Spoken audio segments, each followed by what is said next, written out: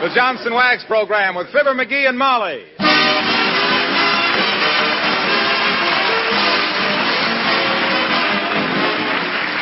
The makers of Johnson's Wax, Johnson's Car New, and Johnson's Self-Polishing Glow Coat present Fibber, McGee, and Molly, written by Don Quinn, with music by the King's Men and Billy Mills Orchestra.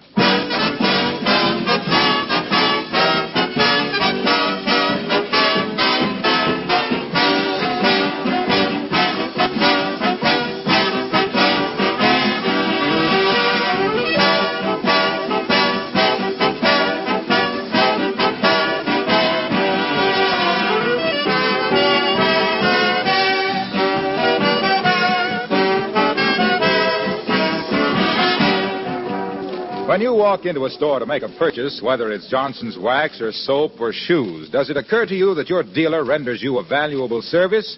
And never so valuable as now, when wartime restrictions complicate his operations. He buys a little of this, a little more of that, things he believes you're going to need, and he puts them on his shelf until you come to buy them. He has to have a convenient location, people to wait on you, and maybe delivery service. Now, if that's all he did, you still couldn't get along without him. But he does more. He exercises buying judgment on your behalf. Selects from among the goods offered those that he can recommend to you and stand back of. For your protection, Johnson's Wax, Johnson's Self-Polishing Glow Coat, and Johnson's Car New are sold only through recognized dealers, never by independent door-to-door canvassers. Remember this, if a house-to-house canvasser ever offers you such a product under a Johnson name...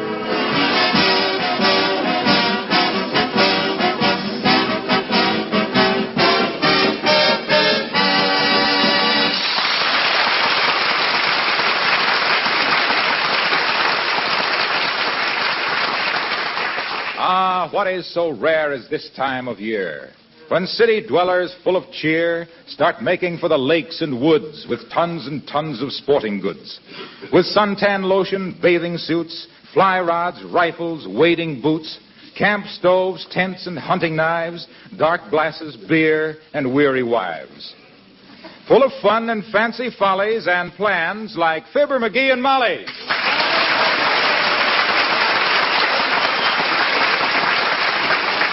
Of course, what I'd really like to do is go into the wildest part of the Rocky Mountains with nothing on me but a blanket and a hunting knife. That's really what I'd like to do. Oh. What's so funny? You. Huh? I can picture you prowling around the mountains with a blanket and a knife. What do you mean? Why, you can't even peel an apple without losing a few fingers. And why? Because I'm soft. I've been living too easy. A couple of weeks in the woods and I'd harden up like a boarding house mattress. Well, somehow a week or two of camping out doesn't have much appeal for me. Let's stay home, McGee, and play rummy and go to a few movies, huh? No, sir, nothing doing. I want to get away from things. What things? Well, things. People, telephones, and mail, and newspapers. Well, where are we going? Have you decided? Well, I think so. Of course, we can't take the train anyplace, and we haven't got a car, so I had to pick a place nearby. Lake Dugan. Lake Dugan? Yep. Why, that's right on the edge of town. Sure. Take all our stuff out there right on the streetcar.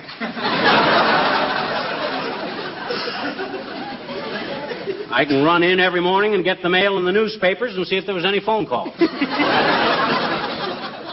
Swell swimming there, too. Yeah, if you can find a place between the rowboats. That's a fine place to get away from people. Huh? Why, you can't roast a marshmallow out there without burning a hole in somebody's bathing trunks. That reminds me, where's my Boy Scout hatchet? Well, you threw it away. I did? Sure, because it cut your wrist when you tried to open a can of tomatoes with it. Huh? Remember? I washed your wrist off with boric acid and your mouth out with soap. Where's my rifle? Well, it's practically all rusted to pieces. Rusted? How'd it get rusted? Well, you said it was almost impossible to get cartridges for it now, so I had to have something to stir the washing with. Oh, my gosh. All my equipment is shot. Why, come in. How do you do, Mr. McGee? Hello, Mrs. McGee. Hi, sis. Hi. Well, how do you do, I'm sure. I just stopped in to tell you I'm going on my vacation for the next 2 weeks, and to wish you a very pleasant summer. Well, gee, sis, thanks. Thanks very much. Yeah, we hope you have a nice time, too, dearie. Yeah, sure. Sure. It'll be nice to hear your voice again in the fall. Well, good day. Good day. Good day. Who's that? I don't know. I thought you knew. I never saw her before in my life. I was going to ask you. Why, this is terrible. I'm going to ask you. Yeah, you better find out. Yoo-hoo! Wait a minute, dearie. What's your name? Mert! Oh, thank you.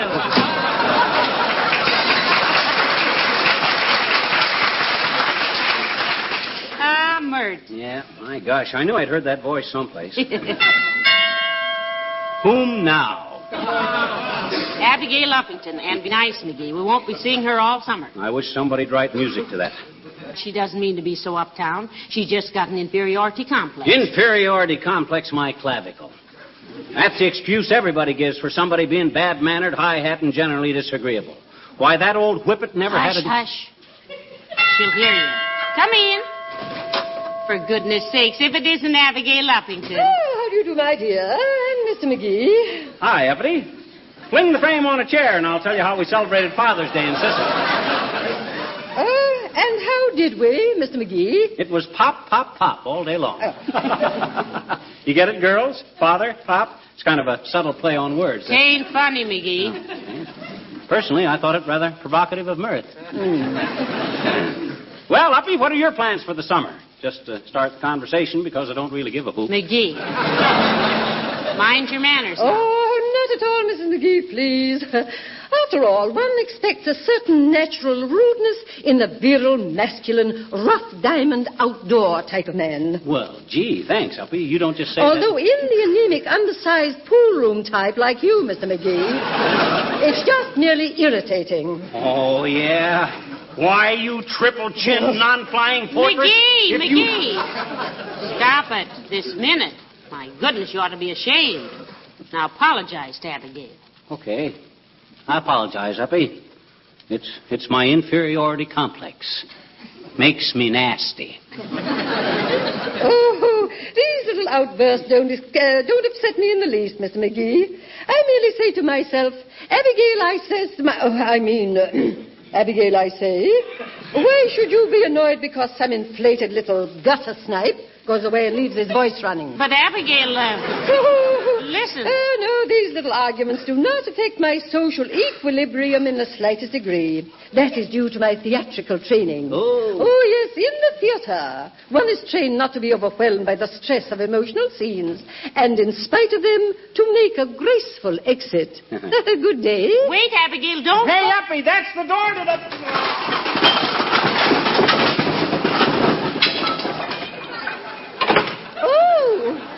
Wrong exit. Goodbye.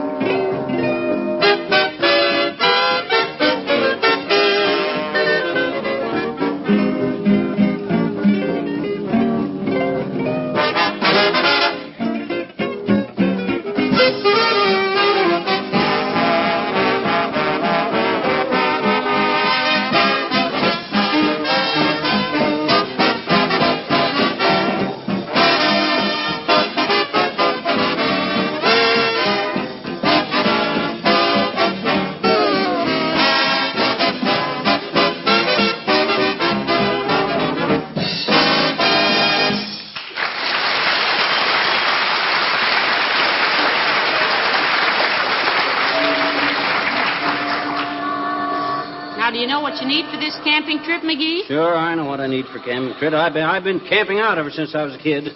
Nothing healthier, too. Yes, I guess so. Used to sleep like a log. Matter of fact, up in the Canadian Rockies, once I slept so much like a log, they rolled me into the river, and I was halfway down to the sawmill before I woke up. It was only because of my... hello there, kids. Where are you going? Hello, Mr. Oldtimer. Going down to the Wistful Vista Sports Shop, old-timer. Starting our vacation tomorrow and need some camping equipment. Oh, that's great stuff, kids. Great stuff. Used to be quite an outdoor man myself. Used to own a ranch in Wyoming. That's what you says last week. What was your brand? 2 guitars, a fiddle, a banjo, and a jug. One of the fellers... No.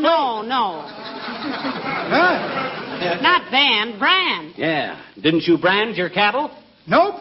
Started to once, but I accidentally sat down onto a hot branding iron. I see. What happened to me shouldn't occur to a cow. Well, if you spend so much time on a ranch, Mr. Oldtimer, how come you're not bow-legged? Used to be awful bow-legged, daughter. Oh. I was so bow-legged I had a terrible time in church for a while. Took me 3 pews to kneel down. How'd you ever get your gams ironed out? I took a trip to New York. Got caught in a subway rush. Come out knock-kneed. Well, I always knew you were a Westerner, Mr. Oldtimer. You know, you've got that squinty look around the eyes that comes from gazing across the sunlit desert. Or trying to find the pork in a can of pork and beans.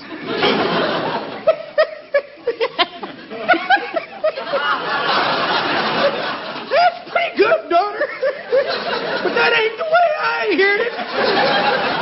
The way I heard it, one feller says to... I gotta get going. Have a nice summer, kids. See you in the fall. Hey, what's the rush? I got a date with my gal, Johnny. Librarian at the library. Oh. She reads to me every afternoon. We're on Black Beauty now, and I'm pretty worried how it comes out. Oh.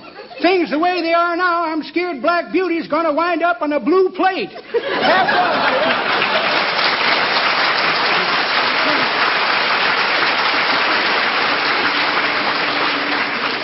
You know, I hope you'll be as young as he is when you're as old as he is, McGee. I hope I never look that old. His face looks like it had wore out 3 bodies. Well, here's the sport shop, Molly. Come on. Good day, sir. What can I do for you? We're having a special today on moose calls. Genuine Brazilian birch bark. They come in 3 tones, plaintive, urgent, and imperative. No thanks, Bud. I don't want one. But, sir, why, on our last order, we asked for 6 gross. And do you know how many we got?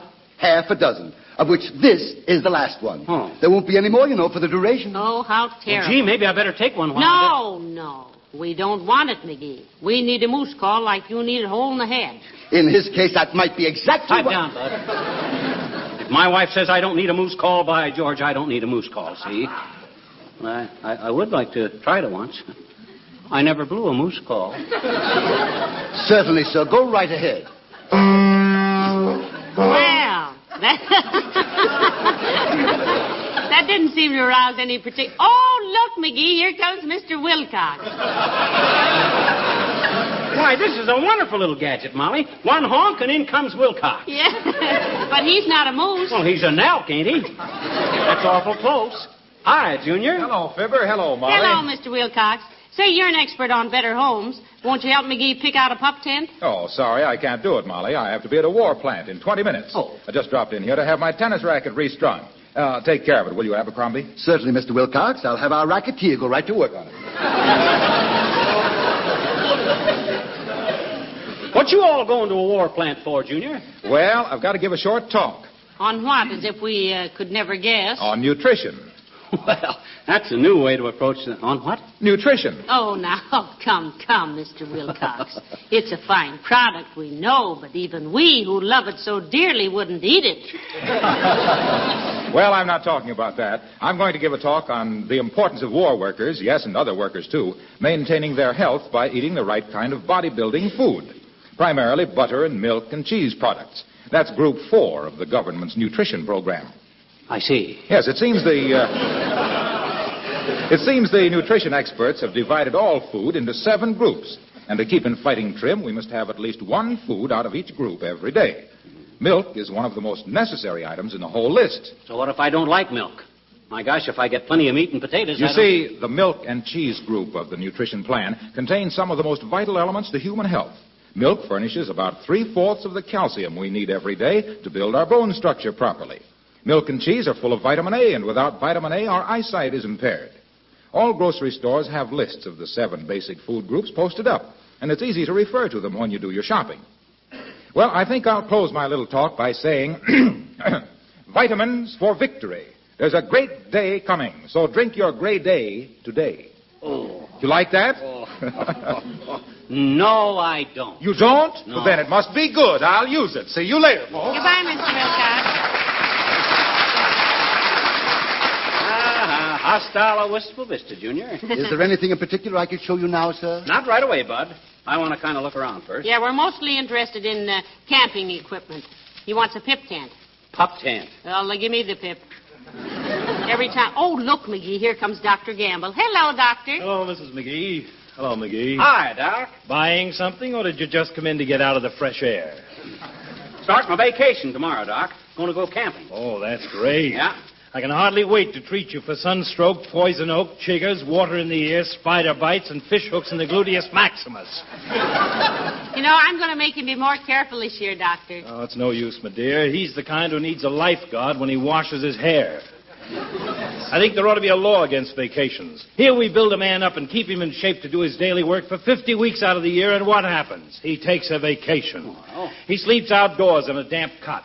Exercises like a commando when his greatest effort for the past year has been tearing the band off a cigar. He swallows gallons of muddy lake water. Tush. You're just an old sourpuss, Doc. You think everybody ought to go through life chewing on a thermometer and walking on their hands so they won't get their feet wet. Well, the doctor just doesn't like to see people make fools of themselves, dearie. You're quite right, Mrs. McGee. But it's like trying to keep an apple seed from making an apple of itself. Well, I hope you folks enjoy yourselves this summer. Take a good rest, my boy. Thanks, Doc. And my boy, don't be like most men on a vacation. Huh? Remember, this little woman is your wife, not a red cap, a washing machine, or a nursemaid. Let her have some fun, too. I'm glad you're getting out of town for a while, McGee. You think it'll do him good, Doctor? I doubt it, but it'll give me a new lease on life. Goodbye now.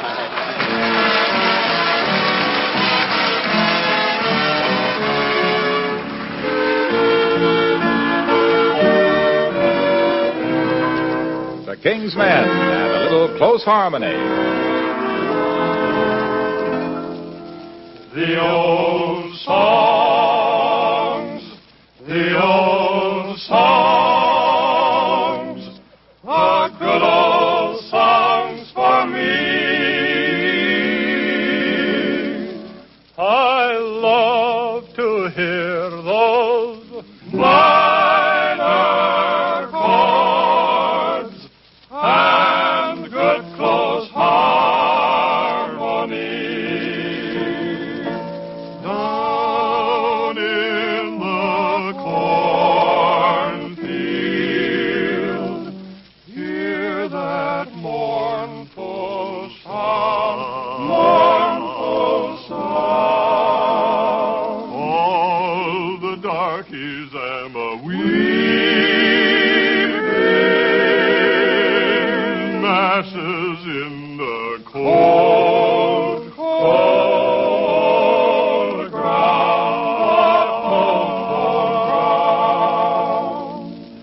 Hush, hush, don't make a noise while the old man's sleeping. Run in the barn, get out the boys, and we'll have a little banjo meeting.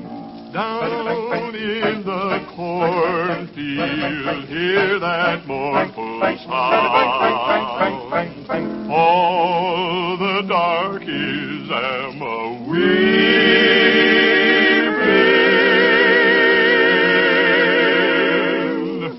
masses in the cold, cold, cold ground. The cold, cold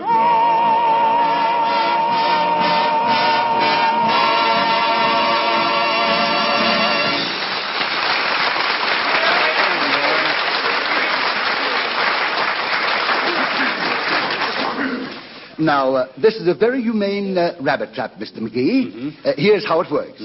We put a piece of lettuce on the trigger here, cock the spring, then Mr. Rabbit comes along. See? He sniffs the lettuce, takes a bite, and that blank cartridge explodes.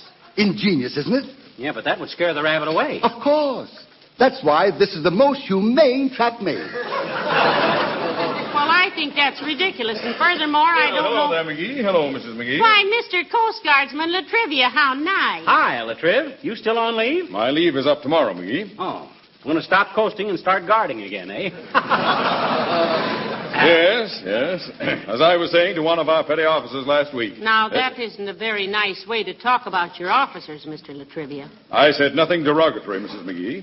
In the Navy, an officer's rank... If an officer's rank, you should keep quiet about it. Sure. Nobody's perfect, Mr. Latrivia. Remember that. Mrs. McGee, please. I merely made the statement that a superior officer... You've got an inferiority complex, Latrivia. They just seem to be acting superior because you got no gold braids, see? I didn't say they acted superior. They're superior officers because the higher the rank... They hire the rank what? Go on and say it, Latrivia. But remember, enemy ears are all about us. No disloyalty. Don't accuse me of disloyalty, McGee. I was only trying to tell you that an ordinary seaman... Don't you dare call our sailor boys ordinary seamen, Mr. Latrivia. Why, our sailors are the best seamen there are. Yeah. Just because you think your officers are petty and act superior, Latrivia, don't you think... I don't think anything. I mean, I didn't think what I was saying.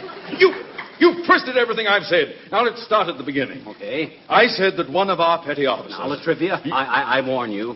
If you persist in that attitude, I'll be forced to report you. Yes. And you'll be thrown in the grog for 90 days, and how you like that? It isn't a grog, it's a brig. Grog is an old Navy term meaning rum. Yeah, well, what's so rum about a term in one of our grogs? I tell you, it isn't a grog. A grog.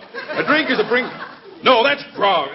In a Navy grib, a brig, a dog, grog. Say, have you been drinking, Mr. Latrivia? I don't drink, and you both know it. But before I go, I'd like to straighten you out. Don't you threaten my wife, you big bully. You'll have to straighten me out before you lay a finger on her. Yes. For shame. A man in the United States uniform threatening women with violence. Mr. Latrivia, I was never Please. Just listen to me for a moment. Okay, Latrivia, but make it snappy before I call the FBI. Now, look. You've got me all wrong. I didn't mean to say it. My observations from you. My officers are the finest. Say, what is this? Ah, dear. Have you been pulling my leg? Yeah, and I don't mind telling you, Latrivia, you got the stretchingest leg we ever pulled. Don't be angry, Mr. Latrivia. But it was just like old times, and we just couldn't resist it. Angry? Oh, I'm so relieved I could kiss you. I think I will. Hey. Oh, thank you. Now, McGee. Oh, no, you don't. You get away from me. I ain't going to say... Oh, don't be silly.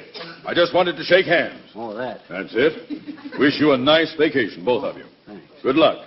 And I hope when we meet again, the box score will be no Hitlers, no ruins, no terrors. Oh, I hope so, too, Latrivia. Happy landings, boy. Goodbye now.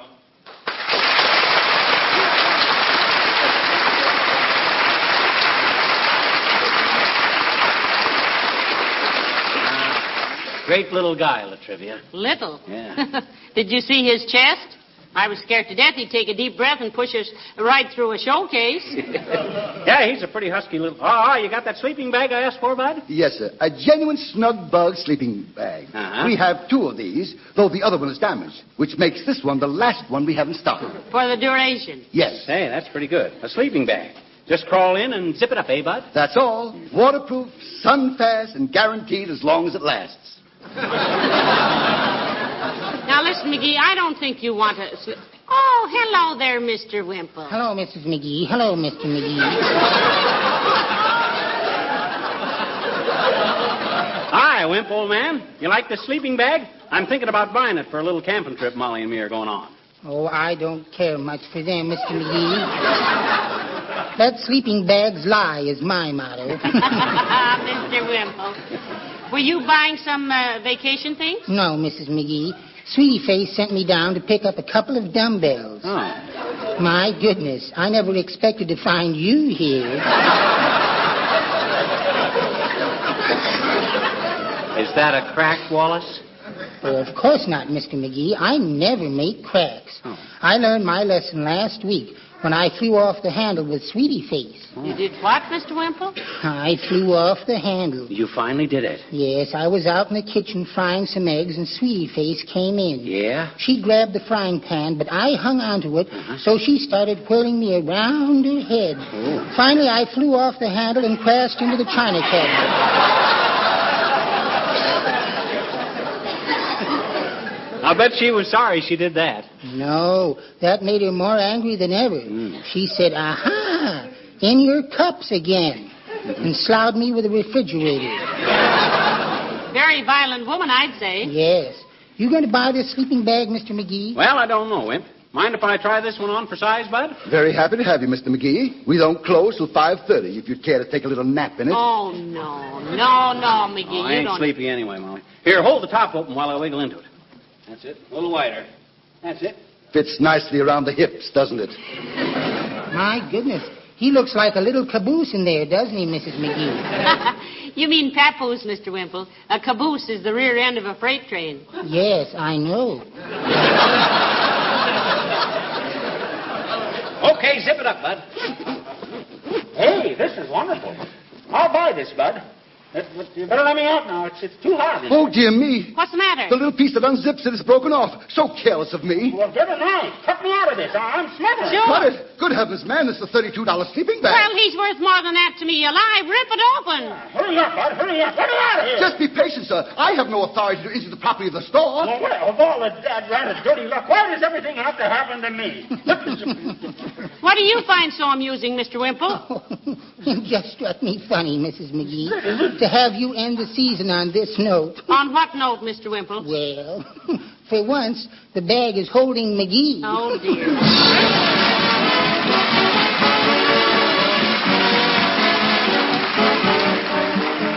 There's one thing we all have in common right now. We're very busy. There are so many demands on our time, both on the job and at home, that we're tempted to let certain things slide, just not get them done.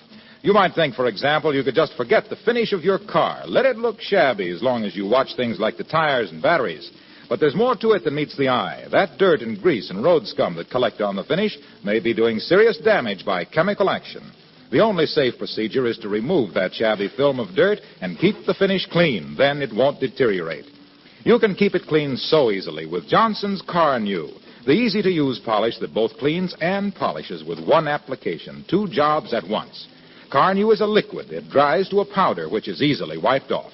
You'll gladly do a Car New job yourself, and you'll be surprised what it will do for your self-respect and for your driving pleasure. Remember the name Johnson's Car New, spelled C-A-R-N-U.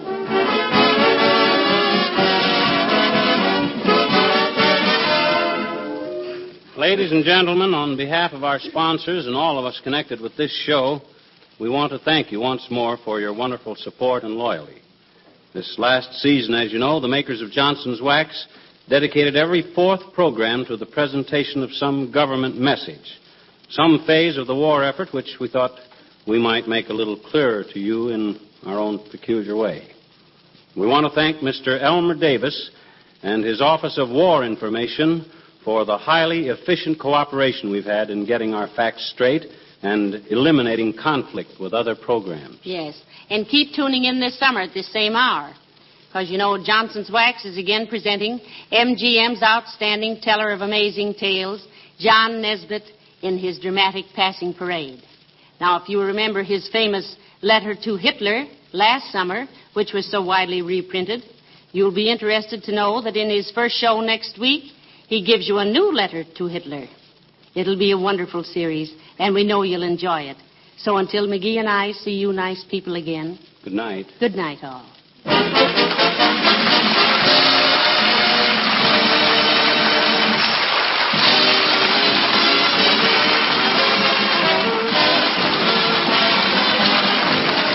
The characters of the old-timer and Wallace Wimple heard on this program were played by Bill Thompson. This is Harlow Wilcox, speaking for the makers of Johnson Wax Finishes for Home and Industry, inviting you to be with us again next Tuesday night when we bring you that outstanding teller of amazing tales, John Nesbitt, in his passing parade. This program has reached you from Hollywood. This is the National Broadcasting Company.